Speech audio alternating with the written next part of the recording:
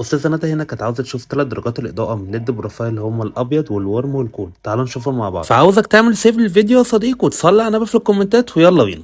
احنا متفقين ان الليد بروفايل ده بيشتغل على 12 فولت، فاحنا هنا هنستخدم الباور سبلاي من شركة المصري 25 امبير عشان نشغل ال3 بكرات. ومن القانون بتاعنا ان البكرة بتاخد 18 واط لكل متر، فحسبة بسيطة كده ان الباور سبلاي ال 25 امبير هيستحمل معانا ال3 بكرات مستريح. عاوزك تركز معايا عشان لو انت هتركب بنفسك الليد بروفايل ومش هتحتاج كهربائي، هتلاقي في البقرة فيها طرفين، طرف احمر وطرف اسود. الطرف الاحمر ده بيتحط على الفي موجب، والطرف الاسود ده بيتحط على الفي سالب. دي الاضاءة البيضاء، ودي الاضاءة الورم، ودي الاضاءة الكول. وده الكلام اللي احنا كلنا عارفينه. بس انا عاوزك تكون عارف ان الاضاءة البيضاء دي بتكون 6500 كلفن. كلفن ده اللي هو درجة حرارة الاضاءة. من 3000 ل 4000 دي بتكون الاضاءة الكول او الاضاءة النهارية اللي هي ضوء النهار. 2500 ل 3000 دي بتكون الاضاءة الورم.